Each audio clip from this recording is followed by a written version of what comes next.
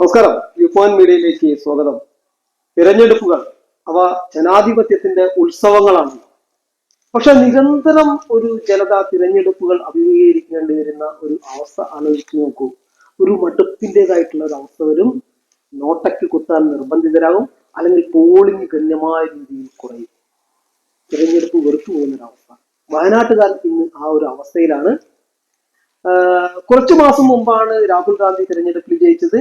അദ്ദേഹം റായ്ബറേലി സീറ്റ് നിലനിർത്തിക്കൊണ്ട് വയനാട് സീറ്റ് ഉപേക്ഷിച്ചു. അദ്ദേഹത്തിന്റെ പെങ്ങൾ പിന്നെയും ഇവിടെ മത്സരിച്ചു.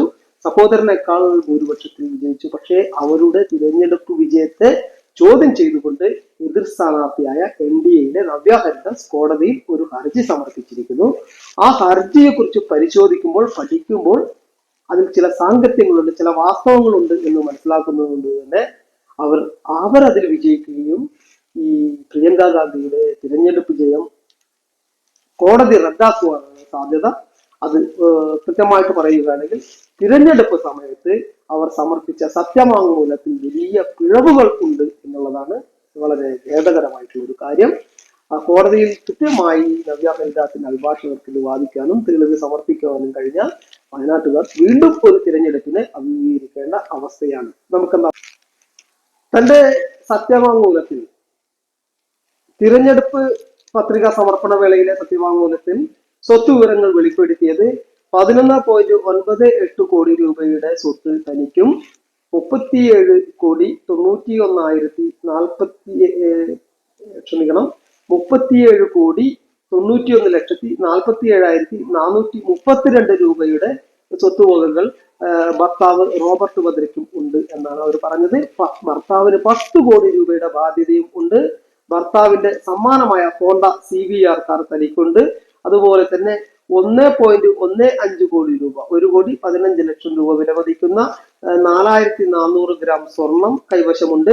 2 സ്ഥലത്തായി 4 ഏക്കർ ഭൂമിയും ഹിമാചലിലെ ഷിംലയിൽ സ്വന്തമായി വീടും ഉണ്ടെന്ന് അവർ തിരഞ്ഞെടുപ്പ് സത്യവാങ്മൂലത്തിൽ തന്റെ സ്വത്തുവകൾ വെളിപ്പെടുത്തിയിരിക്കുകയാണ്.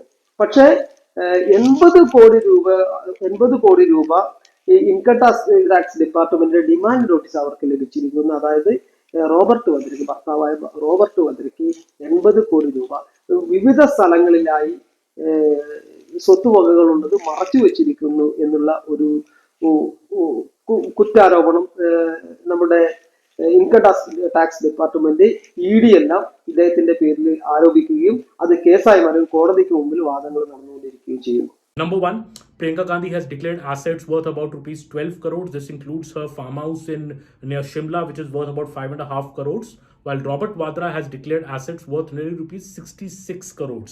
He has many more properties in Gurgaon. His 4 properties in Gurgaon are just worth about 27 crore rupees at current market value.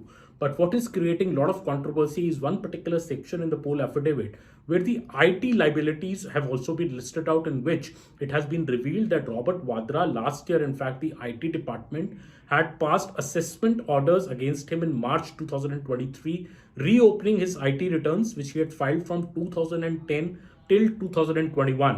So the IT department doubted the income tax returns that he had filed for 11 long years between 2010 and 2021, of which the IT department thought that he had not declared his true income. And the total demand made by the IT department from Mr. Robert Vadra for these 11 assessment years is a whopping rupees 80 crore. This obviously includes tax on the undeclared income plus the penalty and the interest which builds up.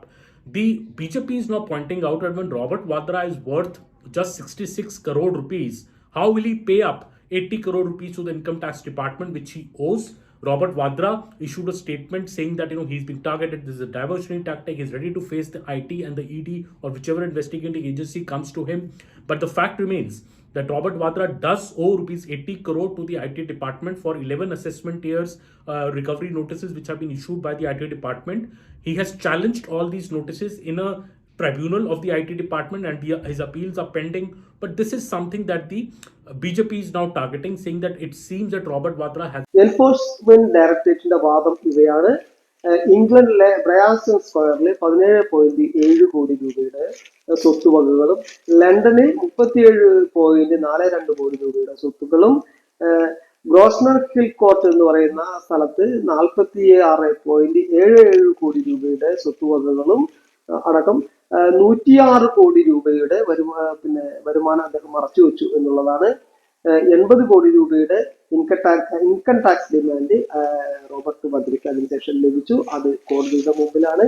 അത് മാത്രമല്ല, ഇവരുടെ അതിപ്രധാനമായിട്ടുള്ള ഒരു കാര്യമെന്ന് വെച്ചാൽ, നമ്മൾ ഈ സ്വത്തുവകകളും നമ്മൾ സത്യവാങ്മൂലം ഇല്ലെങ്കിൽ നമ്മൾ തിരഞ്ഞെടുപ്പ് പത്രിക നാമനിർദ്ദേശ പത്രിക സമർപ്പിക്കുമ്പോൾ ഒരു വ്യക്തിയുടെ തിരഞ്ഞെടുപ്പിൽ മത്സരിക്കുന്ന വ്യക്തി അവർക്ക് ഏതൊക്കെ കേസ് സ്വത്തുവകകൾ വെളിപ്പെടുത്തുന്നതോടൊപ്പം അവരുടെ സ്പൗസിന് അല്ലെങ്കിൽ അവരുടെ ഭർത്താവിനാണെങ്കിലോ ഭാര്യയ്ക്കാണെങ്കിലോ അവരുടെ പങ്കാളിക്കുള്ള സ്വത്തുവകകൾ രേഖപ്പെടുത്തണം.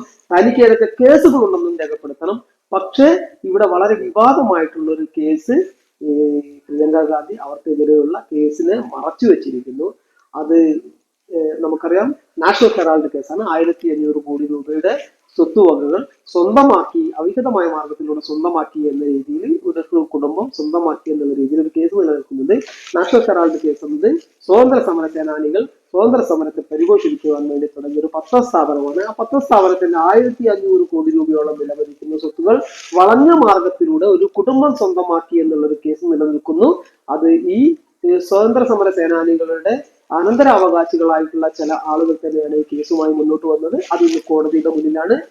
പ്രഥമ ദൃഷ്ട്യ ഫൈമാപേഴ്സ് ഇതിൽ കേസ് നിലനിൽക്കും എന്ന് കോടതി നിരീക്ഷിച്ച ഒരു കേസായതുകൊണ്ട് തന്നെ ആ തനിക്കെതിരെ ആ കേസ് നിലനിൽക്കുന്നുണ്ട് എന്ന് പ്രിയങ്ക ഗാന്ധി ഈ സത്യവാങ്മൂലത്തിൽ പറഞ്ഞിട്ടില്ല എന്നത് തന്നെ ആ ഒരൊറ്റ കാര്യത്തിൽ തന്നെ പ്രിയങ്ക ഗാന്ധിയുടെ വിജയം കോടതി റദ്ദാക്കുവാനാണ് സാധ്യത.